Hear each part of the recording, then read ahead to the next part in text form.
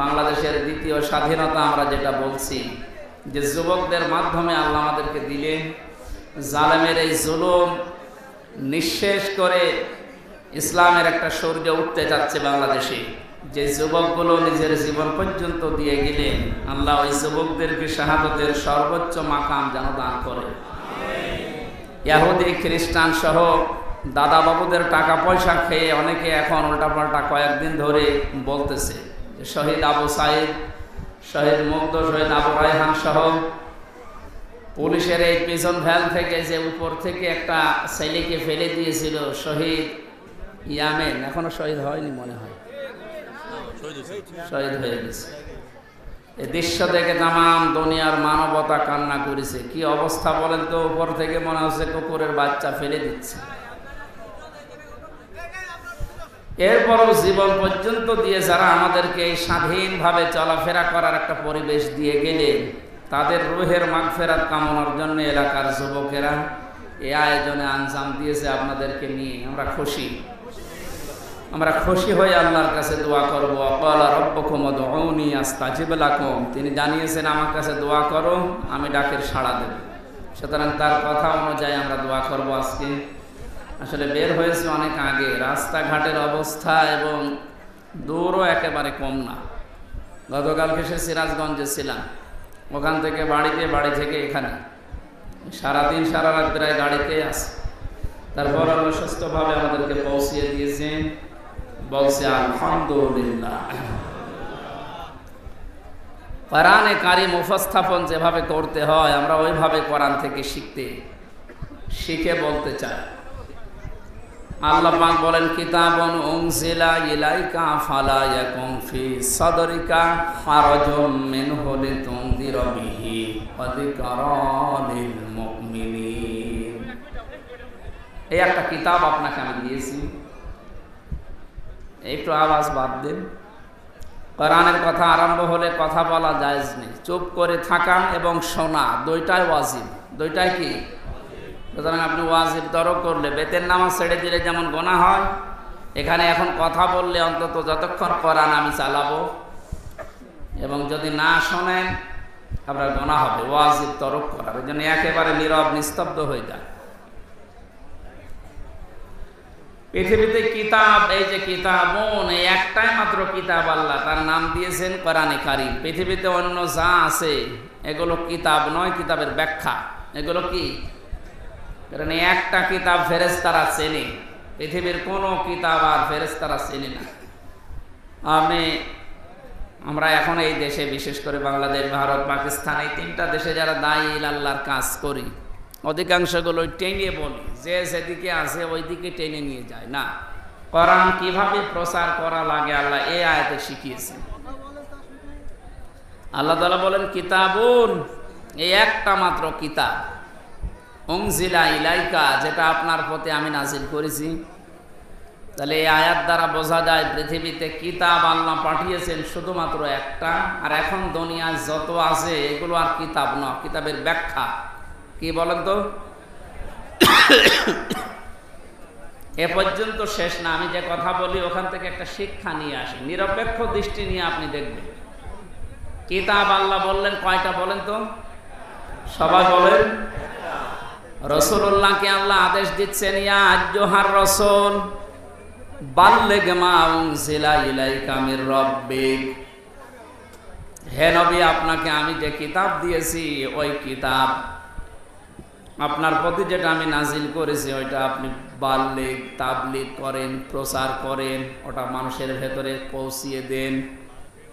তাহলে এই আয়াত আর এই আয়াত, এই দুইটা সামনে রাখলে এক বাক্যে বলা যাচ্ছে আল্লাহর পক্ষ থেকে আমাদের কাছে যেটা এসেছে তার নাম কোরআন শরীফ। বলেন কি? ওয়া ইল্লাম তাফআল ফামা বাল্লাগতা রিসালাতা, আপনি যদি কোরআনের তাবলীগ না করেন, কোরআন প্রচার না করেন, কোরআনের প্রসার না ঘটান, রিসালাতের যে বিশাল দায়িত্ব নিয়ে আপনাকে আমি পাঠিয়েছিলাম ওইটা আপনি পালনই করেননি। আমি জানি কোরআন প্রচার করতে গিয়ে বহু সমস্যার সম্মুখীন হবেন, বাধা আসবে, যেটা 17 বছর আমি পেলাম। এই যশোরে কতদিন পর্যন্ত আমারে আসতে দেয়নি। কিছুদিন আগেও যিনি দায়িত্বে ছিলেন, আল্লাহর একটা অভিশপ্ত বান্দা, কি মলয় কুমার না পলয় কুমার, কি নাম ছিল, এদের নাম বলাও তো দুষ্কার। বহু তাফসির মাহফিলে যশোরে আমির হামজা নাম দেখলে 144 ধারা দিয়ে দিত। এখন আল্লাহ ওরে 144 ধারা দিয়েছে। ওরে যদি সত্যি কেউ পায় পিটিয়ে মেরে ফেলবে। আমি 3 বছর ছিলাম জেলখানায়, রিমান্ডে যতদিন ছিলাম। এই খুলনার এক, আমি নাম নিতে ওদের ঘৃণা করি, কি শেখ লাগানো আছে আগে আর পরে, সে যাই হোক, এ আসল শেখ না। এই চাকরি নেওয়ার জন্য আর এই পদ বাড়ানোর জন্য শেখ লাগিয়েছে। খুলনার ফুলতলা এলাকায় বাড়ি। এই লোকটা রিমান্ডে ঝামেলা করেছিল। আল্লামা দেলাওয়ার হোসেন সাইদি রহমতুল্লাহ আলাইহে, ওনার কণ্ঠ আর একটা যুবতী মেয়ে লোকের কণ্ঠ লাগিয়ে, দুই দিকে কণ্ঠ লাগিয়ে কিভাবে কি উল্টাপাল্টা কথা, যেগুলো শুনলেও ঘৃণা লাগে। মানে স্বামী স্ত্রী যা বলে বিছানায়, এরকম কিছু কথা প্রায় 8-10 মিনিট রেকর্ড করে আমার রিমান্ডে শোনাচ্ছে। এই দেখেন আপনার বড় হুজুর কি বলছে। আমার মনে হয় শয়তান পর্যন্ত বিশ্বাস করবে না, অথচ শয়তানরা বিশ্বাস করে। আমারে যখন মাটির নিচে নিয়েছিল, ওখানে মাঝে মাঝে বলতো, দেখো তোর বড় হুজুরকে আমরা জেলখানায় রেখে দিয়েছি, কেউ কিছু ছিঁড়তে পারে না। এদের মুখের ভাষা দেখেছেন? আমি এখন ওদের নামে মামলা দেব, শুধু 1-2টা না। আমারে ধরার পরে বলেছিল, আমরা যা বলতে বলছি যদি না বলেন আপনার নামে 50টা মামলা দেব। এরপরও আমার বাবার কাছ থেকে 10 লাখ টাকা নিয়েছে। এই কাউন্টার টেরোরিজমে যারা ছিল ওই সময়, আসাদুজ্জামান, শেখ ইমরান, এরপরে আতিকুর রহমান, ডিসি মান্নান সহ, আমি নাম জানি না অনেকের, কারণ আমার তো চোখ বান্ধা হাত বান্ধা, কিছুই চিনতাম না। ওখানে যে দেখতাম যে জিজ্ঞাসা করে নাম কি, ওই রকম বলতো। আমার বাবা সহজ সরল মানুষ, গ্রাম্য মানুষ, আপনাদের এই গ্রামের মতো আমাদের গ্রামে বাড়ি, কুষ্টিয়া জেলার হালসা। এই শয়তানরা 10 লক্ষ টাকা বাবার কাছ থেকে নেওয়ার পরে আবার তার পরের দিন আবার মামলা দিয়েছে, অথচ আমি কিছু জানি না। আমি তো আছি মাটির নিচে রিমান্ডে, এদিকে আমার বাবার কাছ থেকে এভাবে টাকা নিতে আসে। কিছুদিন যাবার পরে শুনলাম যে মামলা আরেকটা দিয়েছে। এবার বলছে যা যা বলতে বলছি যদি না বলেন 50টা মামলা দেব, আর এক একটা জেলায় এক একটা, প্রতিদিন আপনি শুধু ঘোরাফেরা করবেন। অথচ নিজে নিজে আমার মাঝে মাঝে বলতো যে আপনি কিছু জানেন না, তাও জানি, কিন্তু বলা লাগবে। বলেন তো কম জুলুমে ছিলাম আমি। একা মাটির নিচে ঘর, দুনিয়ার কেউ জানে না কোথায় আছি, আর ওরা ওই শয়তানগুলো সব চারিদিকে 8-10 জন বসা। ও চেহারা দেখার তো কায়দা নেই, মাঝে মাঝে চোখ খুলে দিত, একটু দেখতাম যে এই তো টাটকা সব শয়তান বসে আছে। এদের নামে এখন 1-2টা 50টা, যেমন আমারে বলেছিল, এদের নামে 500 করে মামলা দেওয়া দরকার। শয়তানরা এবার টেনে বস, আমরা বেশি করব না। ভাই না কাবতুম ফাকিবু বিমিসলি মা উকিবতুম বি, আল্লাহ বলেন যতটুকু ওরা নিয়েছে অতটুকু প্রতিশোধ নাও। এতটুকুও যদি যা করেছেন 17 বছরে, যদি এতটুকু করা হয় টিকতে পারবেন না। তারপরও আমাদের যিনি দায়িত্বে আছেন আমিরে জামাত, আমাদের মাথার মনি যিনি, ডাক্তার শফিকুর রহমান, ভদ্রলোকের সাথে আমিও 4 দিন ছিলাম জেলখানা, কাশিমপুর কেন্দ্রীয় কারাগারে। লোকটার আচরণ ব্যবহার দেখেছিলাম।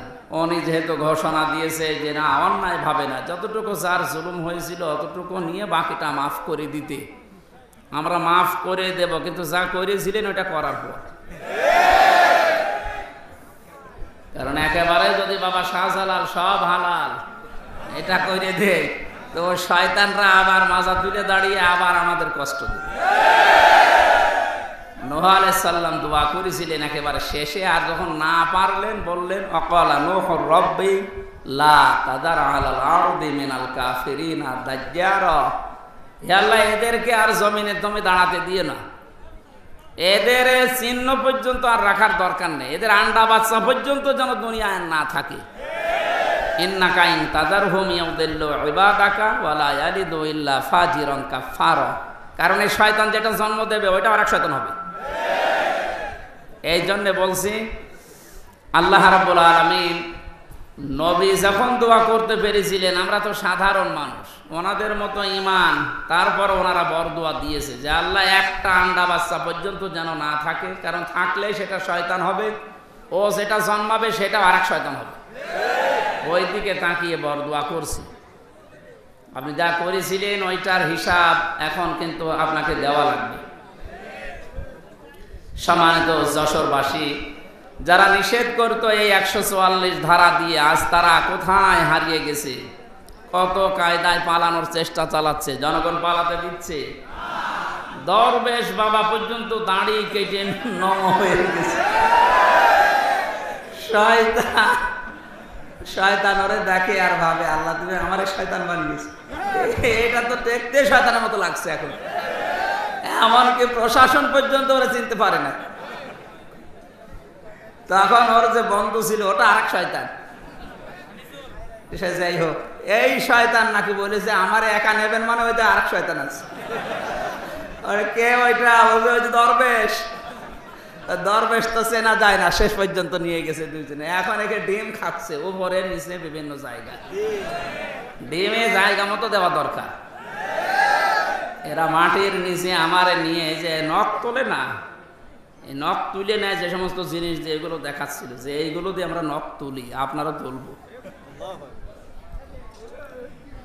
সে যে অসহায় ছিলাম ওই রিমান্ডের ওই 10 দিন, আল্লাহ জানে আর আমি জানি। কারণ দুনিয়া আছে কিনা আমি তো জানি না, কোথায় আছে আমি নিজেও জানি না।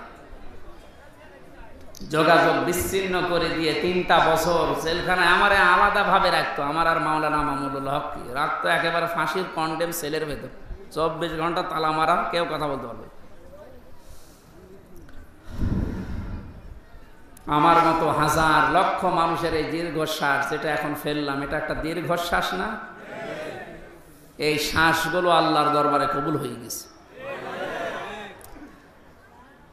একেবারে মানে অপরাধ যখন পরিপূর্ণ হয়ে গেছে তখন আল্লাহ ধরেছে একবারে আর ছাড়ে নাই। আল্লাহ রাব্বুল আলামিন এই যে মানুষগুলোর জন্য কোরআনের কথা বলতে আমরা আসতে পারতাম না, আজকে একেবারে অপেন ভাবে বলার মতো সুযোগ দিলে আল্লাহর জমিনে আল্লাহর কথা বলবো 96% মুসলমানের দেশে, মাত্র কয়েকটা মালায়নের কারণে বলতে পারতাম না। ওদের হেদায়েত কামনা করে লাভ নেই। অনেকে বলে যে হুজুর ওদের জন্য দোয়া করেন, ওদের জন্য দোয়া করে হবে না, কারণ আল্লাহু লা ইয়াহদিল কওমাজ জালিমিন, জালেমদেরকে আল্লাহ হেদায়েত দেয় না। আল্লাহ যখন বলছে জালেমদের হেদায়েত দেব না, আমি দোয়া করে করবো কি? সুতরাং দোয়া করে যখন হবে না তো বদদোয়া করি। আল্লাহ ওরা যা কামাই করেছে বৈধ অবৈধ ভাবে, বৈধ তো না, সবই অবৈধ, কারণ ও চাকরিও অবৈধ। ঘুষ দিয়ে চাকরি নিয়েছে, হয় কোটায় পেয়েছে নাই ঘুষ দিয়ে পেয়েছে। আর এর দ্বারা যত কিছু কামাই করেছে, ডান হাত বাম হাত আরো বিভিন্ন হাত দিয়ে, সব টাকা হারাম। আমার বাবার কাছ থেকে যা নিল, আপনি কি এটা হালাল মনে করছেন? ওরা হারাম না? এই টাকাগুলো এখন যারা দায়িত্বে আছে সরকারের আহ্বান জানাবো, দেশকে উপরে তুলতে হলে এই শয়তানদের টাকাগুলো সব নিয়ে আসে। কোনো মানবতা এদের প্রতি নেই। এদের যেমন মানবতা ছিল না, এদের এই টাকা পয়সা ঘর বাড়ি জমি জায়গা যা করেছে সব বিক্রি করে এসে রাষ্ট্রের কোষাগারে জমা দিন, দেখেন দেশটা দাঁড়িয়ে। আর এদের স্বাধীন করার জন্য যারা হাত হারিয়েছে, পা হারিয়েছে, চোখ হারিয়েছে, 5 তারিখে আমার কুষ্টিয়ায় আমার সামনে 14 জন মারা গেছে। আমি পরের দিন সকালে কয়েকজনকে বাড়িতে দেখতে গিয়েছিলাম যে কিভাবে চলছে দেখি। 2 মাস চলার মতো যা লাগে খাদ্য খোরাকি দিয়েছি। হাসপাতালে যে আমি দেখতে গেলাম, দেখি একজনের হাত নেই, একজনের লজ্জাস্থান নেই, এমন জায়গায় গুলি লেগিয়েছে, লজ্জাস্থান উড়ে গেছে।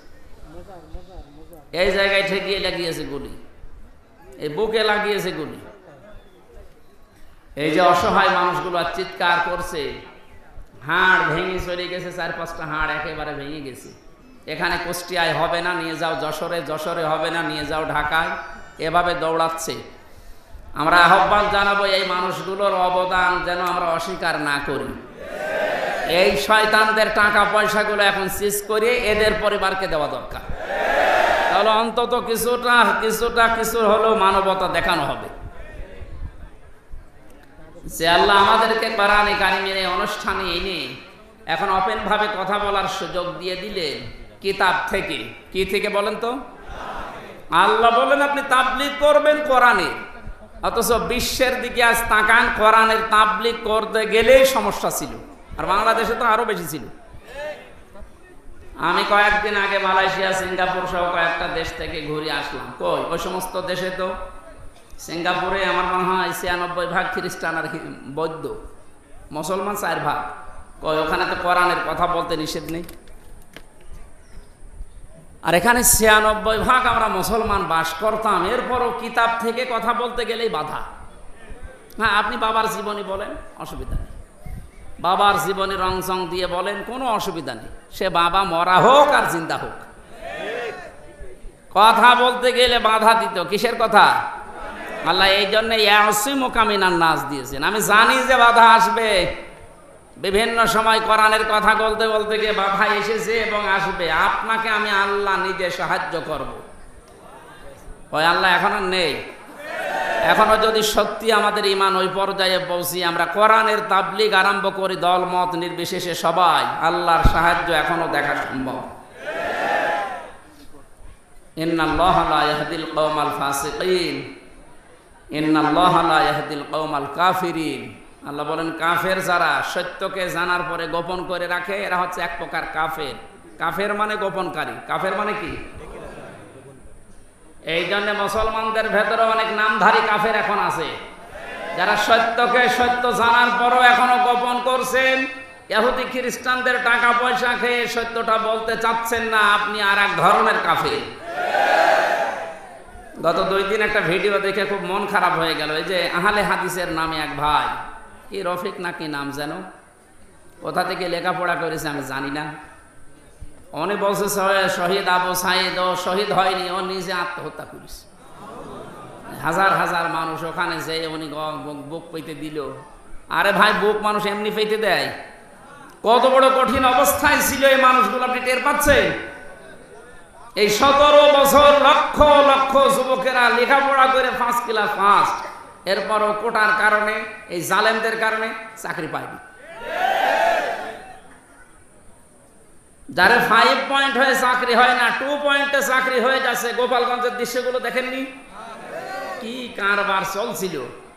এই জালেমের সামনে নিজের জীবন দিয়ে জুলুম থেকে মুক্ত করার জন্য উনি জীবনটা দিল, আর আপনি এখন শহীদ বলতে রাজি না? কি আর একবার মরে দেখানো লাগবে?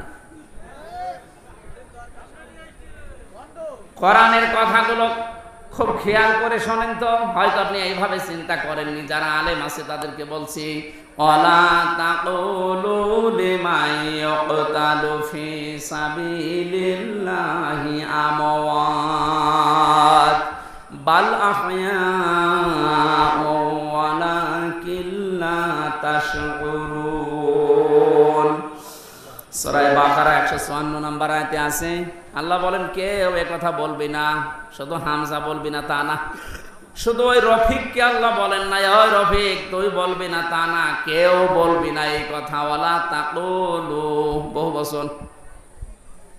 দুনিয়ায় কোনো মানুষ যেন এ কথা না বলে লিমান ইয়াকতালু ফি সাবিলিল্লাহি আমওয়াত, যারা আমি আল্লাহর জন্য জীবন দিয়েছে এই মানুষগুলো মারা গেছে, এ কথা কেউ বলবি না। এ নোটিশ দিয়েছেন কে? কারণ কথা বলে মানুষ কি দিয়ে? মুখ দিয়ে কথা বলে, এই জন্য আল্লাহ মুখের ওপরে নোটিশ দিলেন, কেউ বলবি না দুনিয়ায় এই কথা যে ওরা মারা গেছে। ওরা মারা যায়নি, বাল আহয়াউন, বরং ওরা জিন্দা, জীবিত। ওয়ালাকিন লা তাশউরুন, কিন্তু তোরা টের পাস না। এই কথাটা আমি বানালাম। বলেন শহীদ, এই শব্দটা যে কত উঁচু শব্দ, কত দামি শব্দ, আপনি টের পাননি। তাই আপনি তো কোনা চেবেন, কোনার ভেতরে থাকেন, বলে আমরা কি কোরআনের কথা বলি না? আরে বেটা, কোরআনের কথা বলেছিল শহীদ আল্লামা দেলাওয়ার হোসেন সাঈদী 13 বছর জেলখানায় কাটিয়েছে। কোরআনের কথা বলেছিল আমাদের ইমাম আবু হানিফা 8 বছর জেলখানায় কাটিয়েছে। কোরআনের কথা যারাই বলেছে তাদের জীবন পড়েন। সাইয়্যিদ কুতুব রহমতুল্লাহ আলাইহি শহীদ কোরআনের কথা বলার কারণে জেলখানায় ফাঁসির মঞ্চে গেছে, জেলখানায় বসে তাফসিরে ফি জিলালিল কোরআন লিখেছে। কোরআন একদিকে কথা বললে জালেমরা জেলে দিয়ে জুলুম করে হত্যা করে মেরে ফেলে। এই যে আল্লামা দেলাওয়ার হোসেন সাঈদীর নামের আগে আপনি শহীদ লিখেছেন, এটা খেলা করার জন্য না। কারণ অনেকেই বলছে উনি মারা গেছে, কে বলেছে মারা গেছে? ওনাকে মেরে ফেলা হয়েছে। উনি আমার পাশের ছেলে ছিল, উনি 1 নম্বরে, আমি 4 নম্বরে। হুজুর সাথে একদিন দেখা হয়েছিল 10 মিনিটের জন্যে। যেদিন ওনারে নিয়ে যায় আমি তো ওই সময় জানি না উনি মারা গেছে। পরের দিন সংবাদ পেলাম। পাশাপাশি জেলে কিন্তু সংবাদের কোনো মাধ্যম নেই, কেউ বলেও না যে উনি মারা গেছে। পরের দিন পেপার আসলো, দেখলাম উনি মারা গেছে। পরবর্তীতে বাইরে আসার পরে যে ভিডিওগুলো দেখলাম, ওনাকে যখন নামায় গাড়ি থেকে যে একটা হাসি দিয়েছিল, এই হাসি দেখেই বোঝা যাচ্ছে যে ওনাকে অবশ্যই মেরে ফেলা হয়েছে। এই সত্যটা প্রকাশ করার জন্য যে ডাক্তার দায়িত্বে ছিল কোলাঙ্গার, এই মোস্তফা জামানকে একটু নিয়ে আসেন তো দেখি, এমনি সব বেরিয়ে যাবে। এই জন্য উনি মারা গেছে কথা জীবনও বলবেন না, ওনাকে মেরে ফেলা হয়েছে। ওই জেলের যখন দায়িত্বে ছিল জেলার সুপার, তারা এখন সব সত্য কথা বলে ফেলছে, কারণ ভয় এখন আর নেই। জালেম সব বিদায় নিয়েছে, এখন সব সত্য বেরিয়ে যাচ্ছে। ওরা বলছে ওনারা আমাকে যেদিন নিয়ে যাবে সেদিন বলেছিল একটু সই করেন, আপনাকে আমরা মুক্ত করে দেব নির্বাহী আদেশে। এ কথা শোনার পর একটা হাসি দিয়েছিল যে না জানি এতদিন পরে আমার পরিবারের তো লোক, আমার অনুসারী যারা, আমার কলিগ যারা, আমার সাথে যারা ইসলামী আন্দোলন করে, অন্তত তাদের সাথে আমার দেখা হবে, এই জন্য তিনি হাসি দিয়েছিলেন। এই মিথ্যা কথা বলে সই করিয়ে নিয়ে বের করে সে ইনজেকশন পোস্ট করে মেরে ফেলিস। নবীজি জানিয়েছেন কেউ যদি পাহাড় থেকে পড়ে মরে যায় ও শহীদ, কেউ যদি পানিতে ডুবে মরে যায় ও শহীদ, কেউ যদি আগুনে পুড়ে মারা যায় ও শহীদ। বানালাম, শোনেননি কোনোদিন? আগুনে পুড়ে মরে গেলে যদি শহীদ হয়, অ্যাক্সিডেন্টে মারা গেলে যদি শহীদ হয়, তাকে একেবারে সরাসরি আপনি মেরে ফেললেন, সব বের হবে ইনশাল্লাহ। এই জন্য শহীদের শব্দটা যার তার নামের আগে লাগাবেনও না। কোন জালেমের আগে শব্দ লাগানো জায়েজ নেই, কারণ শহীদ এটা আমার আল্লাহর বন্ধু। কিয়ামতের দিন যে 4 প্রকার মানুষের সাথে থাকার জন্য আহ্বান জানানো হয় আল্লাহর কাছে, তার ভেতরে শহীদ 3 নম্বরে। আমাইয়াতিল্লাহ ওয়ার রাসূল ফাউলাইকা মাআল্লাযীনা আন'আমাল্লাহু আলাইহিম মিনান নাবিয়্যিনা ওয়াস-সিদ্দীকিনা ওয়াশ-শুহাদা'i ওয়াস-সালিহিন। আল্লাহ রাব্বুল আলামিনের জন্য সকল মানুষের মুখের উপরে নোটিশ দিয়েছেন, এই কথা কখনো বলবি না যে সাঈদী মারা গেছে, না সে শহীদ হয়েছে। আবু সাঈদ মারা গেছে এ কথা কখনো বলবে না, কারণ সে জালেমের জুলুমের সামনে জীবন দিয়েছে। এতটুকু আল্লাহ শেষ করেননি, মানুষ যেহেতু মুখ দিয়ে বলতে পারে এই জন্য মুখের উপরে নোটিশ দেওয়ার পরে আল্লাহ অন্তরের উপরে নোটিশ দিয়েছে। কারণ মানুষ ধারণা করে কি দিয়ে, কথা বলেন না কেন? ওয়ালা তাহসাবান্নাল্লাযীনা কুতিলু ফী সাবিলিল্লাহি আমওয়াতা বাল আহয়াউন ইনদা রাব্বিহিম ইরযাকুন। এটা সূরা আলে ইমরানের 159 নম্বর 69 নম্বর আয়াতে আছে। 4 নম্বর পারার 11 নম্বর পৃষ্ঠার 8 নম্বর লাইনে আছে। তাফসীরে ফি জিলালিল কোরআনে পাবেন। আল্লাহ পাক বলেন ধারণাও করবি না, যারা আমি আল্লাহর জন্য জীবন দিয়েছে এই ধারণা করবি না যে ও মারা গেছে। মুখ দিয়ে বলা নিষেধ, ধারণা করাও। এক কথা বলেন না কেন? ধারণা করবি না কেন? বালা হয়াউন, বরং তারা জীবিত, জিন্দা, ইনদা রাব্বিহিম ইরযাকুন, তারা তবে রবের কাছে রিজিক পাচ্ছে। ও যশোরবাসী, মানুষ ঘুমিয়ে থাকলে খাওয়া লাগে, বলেন না কেন? জীবিত থাকলে খাওয়া লাগে, জেগে থাকলে খাবার খেলে মানুষের রক্ত, গোশত, চর্বি, চামড়া এগুলো তৈরি হয়। সুতরাং বাস্তবতা এইটাই, যেহেতু ওনারা জীবন দিয়ে শহীদ হয়েছে, এই জন্য মারা যায়নি, ওনারা এখনো জীবিত, আল্লাহর কাছে খাবার পাচ্ছে, তাও জান্নাতি খাবার। খাবার খেলে মানুষের শরীরে রক্ত তৈরি হয়, এর বাস্তব প্রমাণ আমির হামজা, নবীজির চাচা হযরতে হামজা রাদিয়াল্লাহু তাআলা আনহু শহীদ হওয়ার পর তাকে যখন কবরে দেওয়া হয়, 30 বছর পরে মদিনায় একবার বিশাল ঢল হয়েছিল, ব্যাপক ব্যাপক। এই ঢলের কারণে তার কবরটা ভেঙে চলে এসেছিল, পানি দিয়ে রক্তে স্রোত আসছিল পানির ভেতর থেকে। ওই সময় উহুদের ময়দানে হযরতে হামজার সাথে যারা যুদ্ধ করেছিল, এখন তারা মুরব্বী হয়ে গেছে, রক্ত অনুসন্ধান করতে গিয়ে দেখে 30 বছর আগে উহুদের ময়দানে মুহাম্মদ রাসূলুল্লাহর চাচা হযরতে আমির হামজার যেখানে যেখানে কাফেররা আঘাত করেছিল, ওই জায়গা দিয়ে এখনো ফেনকি দিয়ে তাজা রক্ত বের হয়ে আসছে। উনি যদি খাবার না খাবে, 30 বছর পরে শরীরে রক্ত আসলো কোত্থেকে বলেন? 30টা বছর কবরে আছে, এরপরও ফিনকি দিয়ে রক্ত বের হচ্ছে ওই জায়গাগুলো দিয়ে। তার মানে আল্লাহর কোরআনের আয়াত 100 ভাগ সত্য, যে উনি জীবিত এবং শহীদরা আল্লাহর কাছে, আল্লাহ নিজে তাদেরকে খাওয়ান।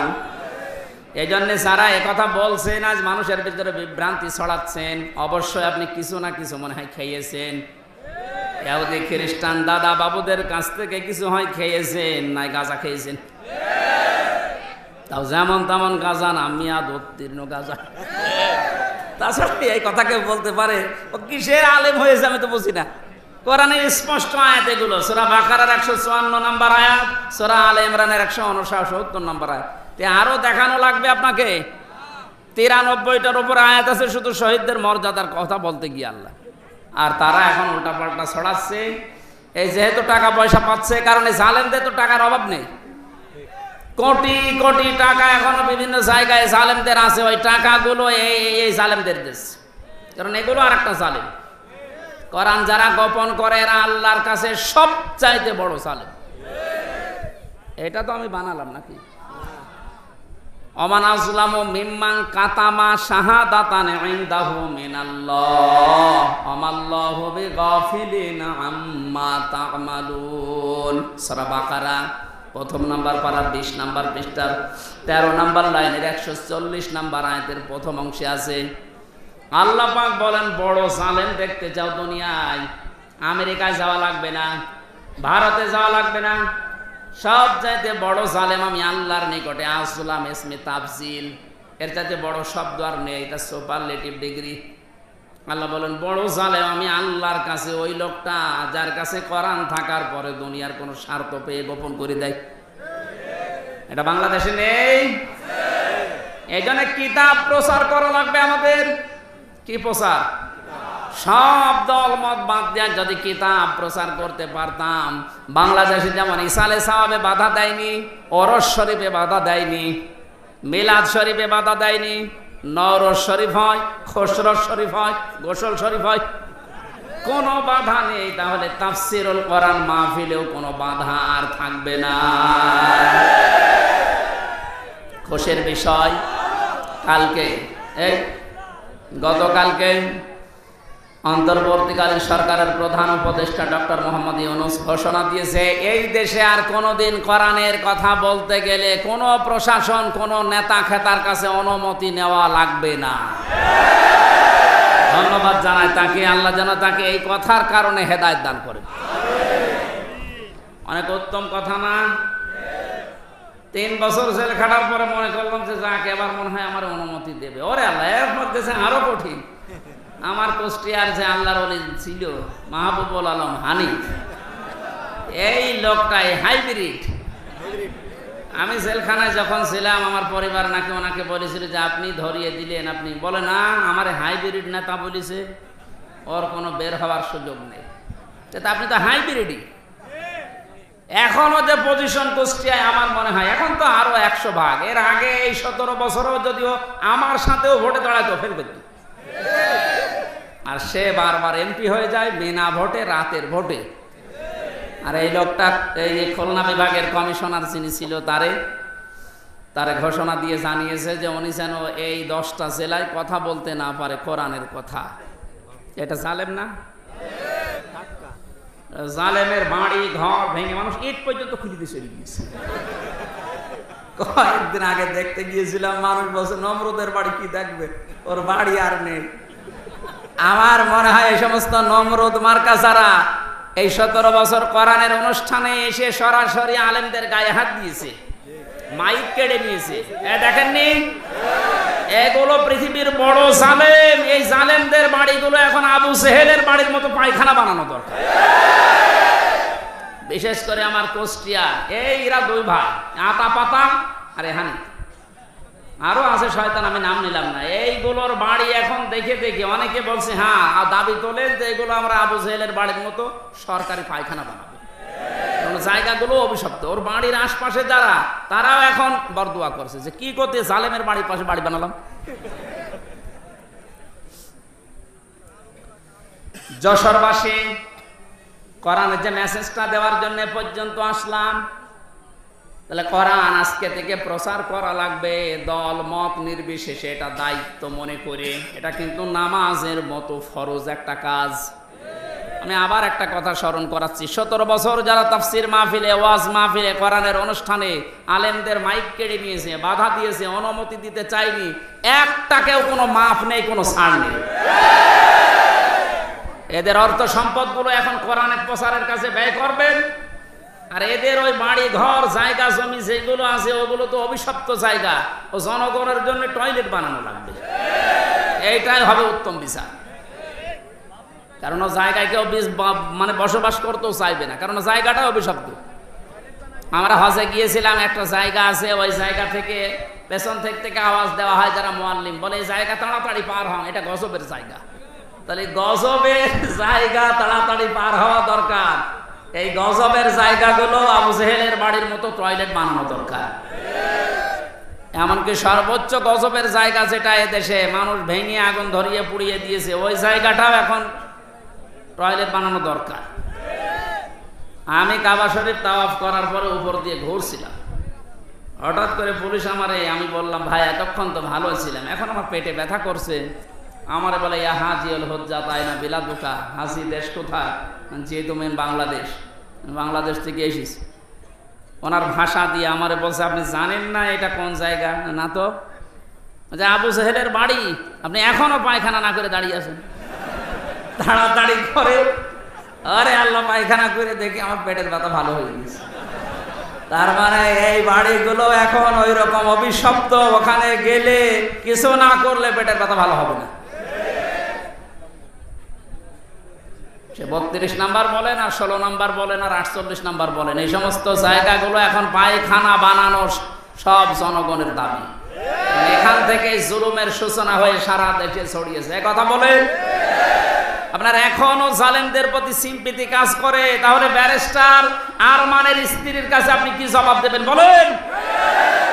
আয়না ঘর বানিয়েছে মানুষগুলো। অনেকে মনে করে আয়না ঘর মানে চারিদিকে আয়না দেওয়া। কিসের আয়না? আমি ওই 10 দিনে কোনো আয়না কিছু পাইনি, এমন একটা ভয়ঙ্কর জায়গা। আমার আজমের স্ত্রী অন্য জায়গায় শেষ পর্যন্ত বিয়ে করে ফেলেছে গত বছর। কি জবাব দেবেন তার স্ত্রীর কাছে? এখন আপনি জালেমের পক্ষে কথা বলেন। কিছুই যদি না করা যায়, অন্তত আয়না ঘর যারা বানিয়েছিল আর এর সাথে যারা জড়িত, তাদের এই এক অপরাধের কারণে ফাঁসি দেওয়া কোনো ব্যাপারই না। অত বড় জুলুম একটা, দুনিয়ায় বেঁচে থাকতেও জানে না যে আমি বেঁচে আছি কিনা। কখন জোহর হয়, কখন আসর হয়, কখন দিন হয়, রাত হয়, কিচ্ছু বোঝা যায় না। আপনি মানুষ, এখনো পর্যন্ত বলে যে আমি কি করেছি যে আমি পালিয়ে যাব। কি করেছে? সামনে আয়। কি করেছি তোরে আমি নিয়ে ওই জায়গায় তো মাত্র খালি তো 8 বছর না, শুধু 8 দিন আটকিয়ে রাখবো, এমনি মরে যাবে। এই খেলা হবে যে লোকটা বলেছিল, এই কাওয়ারে নিয়ে ওখানে আটকে রাখা শয়তান। এখনো পর্যন্ত বলে আমরা কি করলাম যে আমাদের পদত্যাগ করা লাগবে। আপনি টের পাচ্ছেন না? টের পাচ্ছেন? আপনি আয়না ঘরে চলেন, আপনি ওই ডিবি অফিসে চলেন।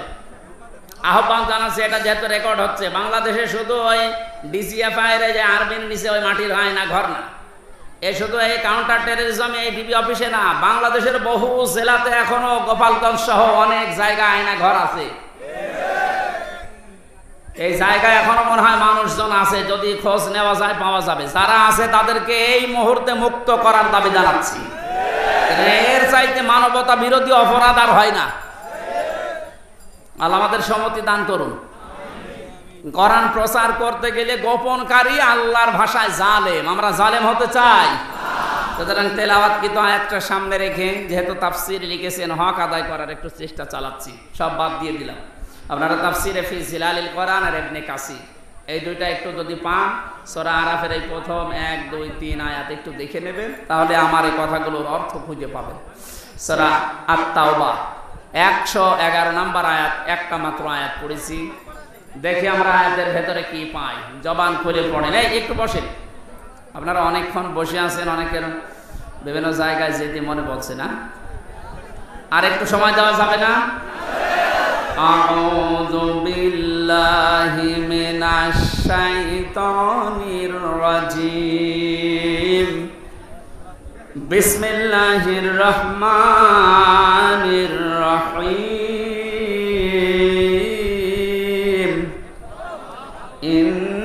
ইন্নাল্লাহা আশতারা মিনাল মুমিনিনা আনফুসাহুম ওয়া আমওয়ালাহুম বিআন্না লাহুমুল জান্নাহ।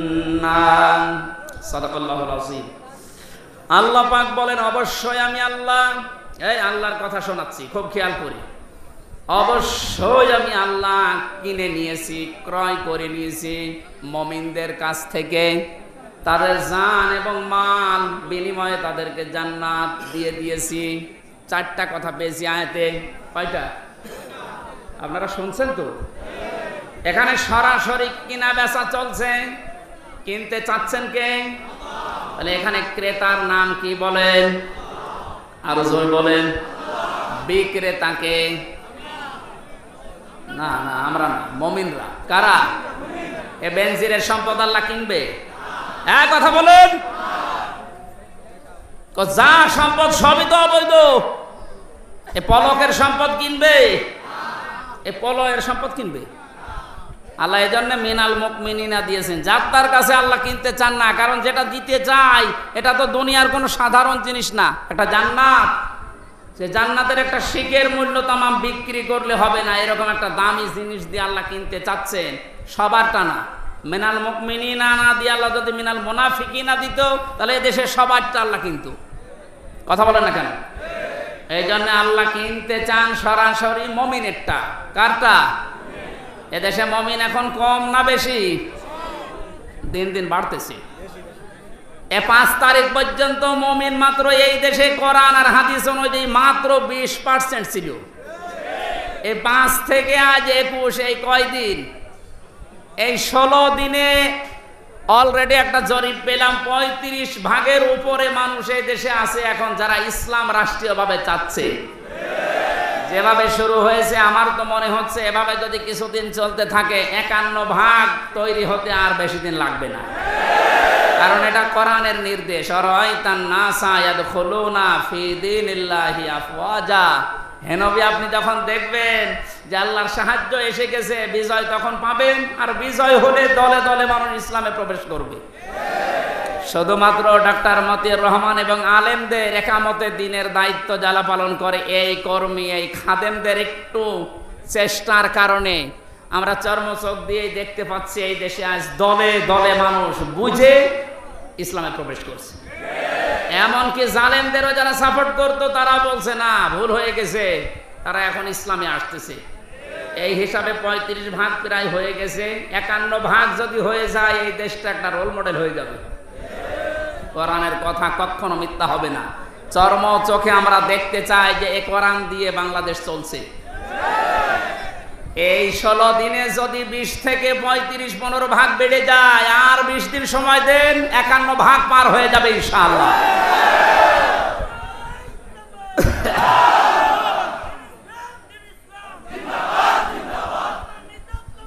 সম্মানিত ভাইরা, এদেশ এই 53 বছর বহু মানুষ চালিয়েছে, আমরা দেখলাম নাকি দেখলাম না? কি বাবা চালিয়েছে, স্বামী চালিয়েছে, বউ চালিয়েছে, ভাবি চালিয়েছে, আরো যা বলেন চাচাও চালিয়েছে 9 বছর। এক কথা বলছে না কেন? শুধুমাত্র এখন দেখতে বাকি আছে যে কোরআন দিয়ে দেশ চললে কেমন দেখা যায়। এটা আমরা দেখতে চাই না। কারা কারা কোরআন দিয়ে দেশ চলুক দেখতে চায় দেখি? লিল্লাহি তাকবীর।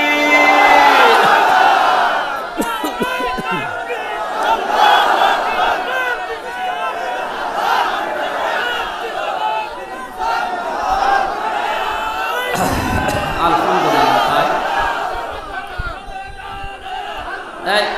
ঠিক আছে। এই হাত তুলেছেন আল্লাহর জন্য তো নাকি লোক দেখানোর জন্য? এটা যেন আল্লাহর জন্য হয়। সামনে সময় আসলে আপনি এই হাতটা দেখাবেন যে আমি হাত তুলেছিলাম, কোরআন যেন কায়েম হয়। কোরআন তো ফেরেশতারা এসে কায়েম করে দিয়ে যাবে। বলেন, অন্যান্য ধর্মের যারা আছেন অনেকে ভয় পান যে আমাদের কি হবে। কি হবে মানে আপনারা আরো আরামে থাকবেন। যে জুলুমের শিকার হয়েছিলেন, জালেমরা মন্দির ভেঙে দোষ দেয় মুসলমানদের। সুতরাং এইটা আর হবে না যদি এইটা থাকে। ওয়ালা তাসুব্বুল্লাযীনা ইয়াদউনা মিন দুনিল্লাহ, আল্লাহ বলেন কোন হিন্দুর দেবতাকে পর্যন্ত গালি দিবা না। যেখানে দেবতাকে গালি দেওয়া নিষেধ সেখানে মন্দির ভাঙা জায়েজ হবে? এটা আপনি কায়েম করতে দেন এই দেশে। আপনি অন্য ধর্মের তাই কি আপনি এটার পক্ষে আসেন, আপনিও নিরাপদে থাকবেন ইনশাআল্লাহ। ডাক্তার শফিকুর রহমান আজকে ঘোষণা দিয়েছে কোরআনে কারিম যদি সত্যি এই দেশে কায়েম হয়, মেয়েরা যে উল্টাপাল্টা ধারণা করে ধারণা একটাও থাকবে না, সবচাইতে বড় নিরাপদে থাকবে তারা। মেয়েদের কোনো গ্যারান্টি পাওয়া যাচ্ছে না, নিরাপদে থাকবেন আপনারা। এই জন্য ওই জায়গায় যদি যেতে হয় 100 জনের 51 জন মানুষ লাগবে। 100 জনের কতজন? 51 জনের ভেতরে যদি এই যশোর, কেশবপুর, মনিরামপুরে কেউ আসে, ফিরিয়ে দেবেন?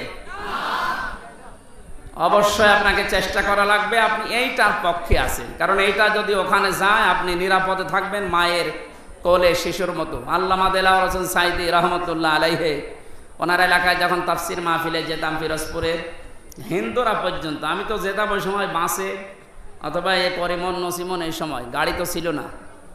ওই সময় যে রিকশায় উঠতাম, ভ্যানে উঠতাম, হিন্দুরে জিজ্ঞাসা করলে বলতো আমরা আসি এই মাওলানা থাকাকালীন মায়ের কোলে যেমন শিশু থাকে ঠিক ওই রকম আছে।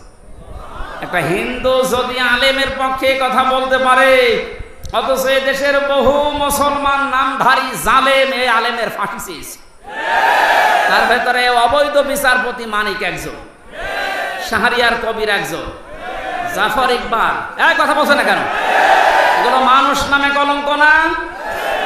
আজকে এই শয়তানদের নামে দেখলাম কে যেন মামলা দিয়েছে। একটা দিলে হবে না, এদের নামে 1000 করে মামলা দেওয়া লাগবে। বহু শয়তানি করেছে এই 17 বছর। ব্যারিস্টার সুমন তো মানুষের ভেতরে পড়ে, এটা ধোঁকাবাজ। 3 তারিখ 2 তারিখ পর্যন্ত বলছিল জীবন গেলেও পালাবো না, 4 তারিখে পালিয়েছিল। কি শয়তানের শয়তান। এখন বাইরে যে লাইভ করছে যে আমার ভুল হয়ে গেছে, আমি মাপ চাই। কিসের মাপ? তুই এদিকে আয়, তোর গোড়া থেকে কেটে বাদ দেওয়া হবে। তুই যে কত বড় শয়তান। সম্মানিত ভাইরা, এই জন্য আল্লাহ যার তার তা যেহেতু কিনতে চাচ্ছেন না, আমাদের আগে মুমিন হওয়া লাগবে। কি হওয়া লাগবে বলেন তো? নবীজিকে প্রশ্ন করা হয়েছে, হে নবী, মুমিন আমি বসবো কি করে? আল্লাহর নবী বলেন, ইদা সাররাতকা হাসানাতুকা ওয়া সাতকা সাজ্জিয়াতুকা ফাহুয়া মুমিন। তোমার যখন ভালো কাজগুলো আনন্দ দেবে, যে আমার ভালো লাগছে, ভালো কাজ করলে আমার আনন্দ লাগে, আমি সুখ পাই। আর অন্যায় কাজ দেখলেই তোমার কষ্ট লাগবে, জালেমদের কথা বললেই তোমার কাছে কষ্ট লাগবে, তখন বুঝবে যে তোমার ভিতরে ঈমান আছে। সুতরাং আজ আপনি ঈমান আছে কিনা কাবা শরীফের ইমামের কাছে জিজ্ঞাসা করা লাগবে না, নিজের কাছে জিজ্ঞাসা করেন। ভালো কাজ দেখলেই ভালো লাগবে, অন্যায় দেখলে আপনার কাছে কষ্ট লাগবে, বুঝবেন আপনার ছিটা ফোটা হলেও ঈমান আছে। আর যদি ভালো কাজ দেখলে আপনার আর রাগ হয়, অন্যায় কাজ দেখলে যদি আপনার কষ্ট না লাগে, আপনি হজ করতে পারেন এ দরবেশের মতো, আপনার ঈমান নেই। আমি 16 সালে হজে গিয়েছিলাম, ওই সময় শুনেছি দরবেশ কাবার পাশে ওই যে টাওয়ার আছে, ওই টাওয়ারে আছে। এই যে এবারও গিয়েছিলাম ওমরায়, শুনলাম দরবেশ নাকি ওখানে আছে, একেবারে সব সময় কাবার পাশে টাওয়ারে থাকে, সব কাবা দেখে। তো বাংলাদেশ সবচাইতে বেশি টাকা আত্মসাৎ করেছে শয়তান। 32,000 29,000 কোটির উপরে, একটু না 29,000 টাকা কোটি টাকার উপরে খরচ হয়েছে পদ্মা সেতু বানাতে। কেউ কেউ বলেছে 32,000। আর ওই শয়তানের এক ব্যাংকে টাকা আছে বাইরের দেশে 32-36,000 কোটি টাকা। টাকাগুলো যদি এখন ফেরত নিয়ে আসা যায়, আর একটা পদ্মা সেতু বানানো যাবে। যারা আজ খালি চিল্লা তোদের নিজের টাকায় পদ্মা সেতু, কিন্তু তোমার বাবার টাকা, টাকাগুলো সব এইভাবে আত্মসাৎ করে করে বাইরে পাঠিয়েছে, বেগমপাড়া বানিয়েছে, আর এদিকে বলে একটা সেতু বানাতে পারে না। এখনো 4-5টা সেতু বানানোর টাকা ব্যাংকে পড়ে আছে শুধু এই শয়তানদের। ডক্টর মোহাম্মদ ইউনূস সহ যারা দায়িত্বে আছেন আরো কঠোর হওয়া লাগবে। এই শয়তানদের টাকাগুলো নিয়ে এসে এখন জনগণের কাজে লাগেন। এই রাস্তা দিয়ে আসা যাচ্ছে না, এই রাস্তা তো সোনায় সোহাগা হওয়া লাগবে। পালিয়েছে এই যশোর, কেশবপুর, মনিরামপুর সহ যারা, অনেকেই পালিয়েছে। এদের টাকা পয়সাগুলো এখন রাস্তায় ঢালা দরকার নেই। রাস্তা এখন মানুষ, আমাদের গাড়ি আসতে পারিনি, আমি মোটরসাইকেলে আসলাম। এই জন্য আমাদের উচিত হচ্ছে, আল্লাহ যেহেতু যাত্রাটা কিনতে চাচ্ছেন না শুধু মমিনটের, এই জন্য আমরা মমিন হতে চাই। আপনি দেখবেন আপনি মমিন আছে কিনা। ভালো কাজ দেখলে আপনার আনন্দ লাগবে, অন্যায় দেখলে আপনার খারাপ লাগবে। প্রথমে আল্লাহ কিনতে চেয়েছেন দাম হিসাবে, যেটা আপনি দিয়ে কিনবেন তার 1 নম্বরে আনফুসাহুম ওয়া আমওয়ালাহুম, জান এবং মাল। জান কিনতে চান আল্লাহ। যেহেতু আল্লাহ পাক নিজে এখানে ক্রেতা, অবশ্যই তিনি দেখে শুনে কিনবেন। পচা, অবৈধ, নাপাক এরকম জিনিস কিনবেন। এই জন্য আমাদের জীবন যেন নাপাক হয়ে না যায় জালেমদের মতো, আমাদের জীবন যেন অবৈধ হয়ে না যায়, আমাদের জীবন যেন উল্টা পাল্টা লাইনে চলে নষ্ট হয়ে না যায়, পয়সে না যায়। পাক পবিত্র তাজা টাটকা জীবন আমরা তৈরি করতে চাই। জীবন যদি কেউ পবিত্র করতে চায় তাহলে 2টা পদ্ধতি আছে। 1 নম্বরে তার জীবনে কোরআন থাকা লাগবে, 2 নম্বরে তার জীবনটা রাসূলের পাবন্দি হওয়া লাগবে। 2 নম্বরে আমওয়ালাহুম, তার মাল আল্লাহ কিনতে চান। মাল মানে যেটা পালিয়েছে, আবুল কালাম, কি নাম জানো? আবুল মাল, কামাল। আবুল মাল তো কবরে, আবুল মাল আর কামাল না। আমার আল্লাহ যেটা জানিয়েছেন, মালের ব্যাখ্যা আমি পেয়েছি তাফসিরে 5 প্রকার। এই পৃথিবীতে সর্বোত্তম মালের পরিচয় দিয়েছেন রাসূলুল্লাহ। আদ-দুনিয়া কুল্লুহা মাতাউন ওয়া খায়রু মাতাউদ দুনিয়া ইমরাতুস সালিহা। নবীজি বলেন পৃথিবীর সব কিছুই সম্পদ, এর ভেতরে উত্তম সম্পদ, উত্তম মাল হচ্ছে এই পৃথিবীর নেককার আল্লাহওয়ালা মেয়ে মানুষ। মেয়ে মানুষ আল্লাহওয়ালা হওয়ার জন্য শুধু বোরকা পরা, নামাজ পড়ায় শেষ না, পারিবারিক জীবনে তাদের আচরণ হবে মা ফাতিমাতুজ জোহরার মতো, হযরতে খাদিজাতুল কুবরার মতো। 6 জন নারীর জীবনী নিয়ে একটা বই লিখেছিলাম জেলখানায় থাকতে, যে আপনাদের আদর্শ হওয়া লাগবে যদি উত্তম নারী হতে চান। নবীজির ভাষায় যেটা উত্তম সম্পদ, তাহলে এই 6 জন নারীকে অনুসরণ করা লাগবে। মা বোনেরা যারা এসেছেন, পারিবারিক জীবনের আজ হাজারো অশান্তির মূল কারণ মেয়েদের ছোট মনের কারণে। এরা মনটা যদি একটু উদার করে, পারিবারিক জীবনটা আমাদের একজনের জান্নাত হয়ে যাবে।